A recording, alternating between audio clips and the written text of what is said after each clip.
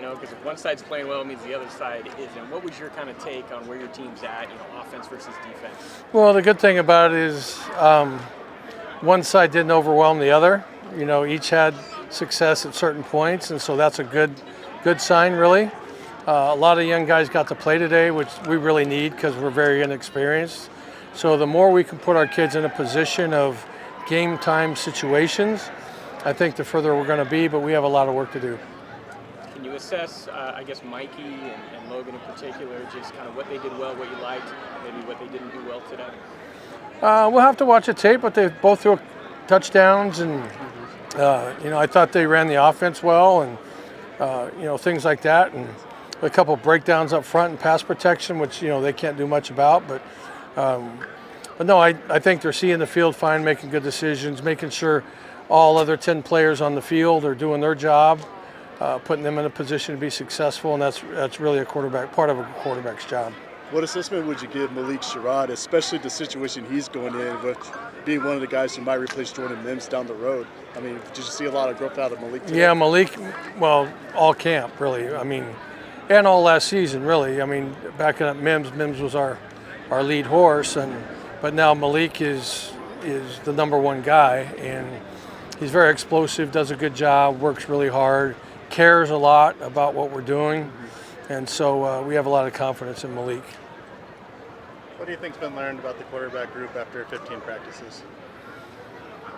That they all do things well, all 6 of them. It would be a very easy thing if 3 of them were terrible.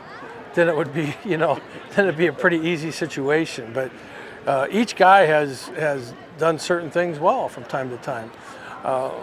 I was really impressed with Mandel today for as young as he is and the balls that he threw. He threw a beautiful on-time ball out here on the edge. The way he's seeing the field, he has a lot of gifts. And he should still be in high school right now. So this was a really, really important spring for him. And he's laid a foundation where I just think he's going to continue to flourish. One player that caught my eye with the reps he was getting was Tim Thomas. Could you share what the redshirt freshman has done this spring to earn some trust? Tim's done a great job. He really has. He went from a guy last year who I felt was a little bit pudgy, and I didn't know if he could really play at this level. He has totally transformed his body, and when we cut it loose and play, he's a big-time linebacker. So we're really, really pleased in his growth and development. How much of a highlight was it to see the past Fresno State guys getting a chance to be on the field also with the team that's coming up, and just seeing like the past grades also get a chance to be on that field together? Yeah, it's great that they all come back. We had a little alumni introduction, and people all the way back from the 60s were here, all the way through. Each decade was represented, all the way up to the guys from last year. They were all out here, and so very proud of that they know that this is their home. And that they take pride in their program, and they come back and they support their guys that are playing. And so we're going to continue to do our best to make everyone proud. And you talked about work that needed to be done. What work will you imply in every practice from now until the season starts? Normal practice stuff. You identify things you need to improve on, do those in drill work, and how often we can put our kids in those positions. So you have to identify that. Next week we'll identify what they need to do in the weight room to improve, whether that's quickness, flexibility, strength, you name it. We will identify that coming out of spring, so they can work on that in the weight room and on the field. And then the football piece of it, you just keep doing what we're doing.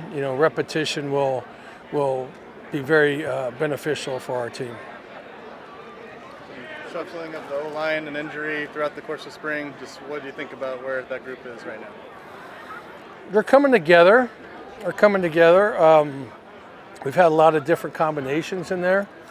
Moving Spomer around a little bit, and so that's going to be a very interesting experiment because he is so solid at left tackle. But when the dust settles and our roster becomes what it is after recruiting, portal, all that kind of stuff, we'll see if we can afford to keep him there if he needs to go back outside.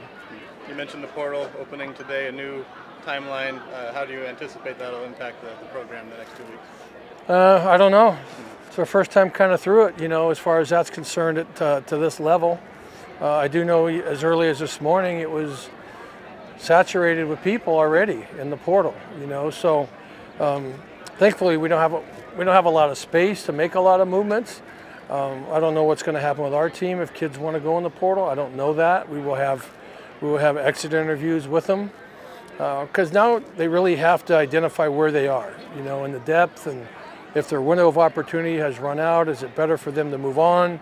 So we still have to really kind of evaluate all of that and then see if we have a major need, which is not all over the place, but if we have a major need, then we will take advantage of at least looking into the portal. Take one more question for Coach. Coach, one player that kind of jumped off the page to me a little bit today was Simi Bakari. He had a couple of really nice runs and some we haven't seen a lot of, right? And just what is it about him that maybe gets you excited about what he might do? Yeah, he did a good job today. He did. It's we know that he has some ability. Today he was probably the most effective he's been all spring, and so that was nice to see because we have a lot of bodies at running back, and so he showed well today. So I was happy for him. Thought we started a little slow. That was probably the biggest thing that stood out was just, I think both sides of the ball kind of simplified a little bit to really kind of let our guys line up and play. And I felt like we started off a little slow offensively, and then we picked it up kind of once as we got going. But that's the biggest thing. We got to start faster. Can you assess the play of the quarterbacks, specifically Logan and Mikey looks good being a couple picks in there. Logan a couple nice TD throws as well. Yeah, I think the tough thing is you look at it and it's like, okay, what was their decision making like? Kind of, was there protection issues? Was there route issues? A couple times, maybe it was a receiver breakdown that causes something to not happen for one of them, or a protection breakdown. So that's where just without looking at it, the pluses and the minuses that kind of come with grading guys. You kind of, especially at that position, you have to see the full picture. As far as they might have been making a really good decision and then something else happened somewhere else that kind of caused that decision to kind of falter. So without being able to actually sit down and see it, it'd be tough to say, but I think they all had their moments, and so that was a positive. Since you've been at Fresno State, how much do you enjoy the spring atmosphere? Would you say it's like maybe a lot more energetic and enthusiastic compared to other stops you've made? Absolutely. I think the Red Wave, it's incredible that we just had just the energy. It wasn't necessarily that there was a ton of people, but the energy they brought, it's definitely noticeable. And I think that's probably my favorite part about Fresno State football is just the community support, and it's something where, it does make you kind of be conscious of, making sure we got to work a little bit harder because we got people that really do care about this program and the support. So, and the good thing about the environment today was we got a bunch of guys that are inexperienced. And so you could tell that the energy and the environment was a little bit more ramped up from practice. And so I think that was a big part of kind of the evaluation process for me with some of those inexperienced guys. As far as are they ready for prime time? Because this is not prime time yet, but there was definitely a difference in the atmosphere. You mentioned earlier in spring that second slot position being a big issue, or the one that you needed to work out, and Jordan Brown got 2 touchdowns today. Just how big of a day could that be for him? Yeah, I'm excited because Jordan Brown is a guy that he does a great job preparing. He takes it really seriously. So he's one of those guys that you're kind of rooting for just because he does it. He really takes it serious and he wants to do a great job. But that's the biggest position. The receiver position in general is the biggest position that we just want to make sure that we got to get the right guys out there and get the right mix of guys, in that position to go be successful. Coach, while we got you here, just curious. I don't even know if you know the answer to this yet, but when would you like to know when your quarterback is? I know you're a long way away from that, but ideally, as an offensive coordinator, if you guys talked about the plan heading into fall, how the competition would play out then, and when you might name a starter?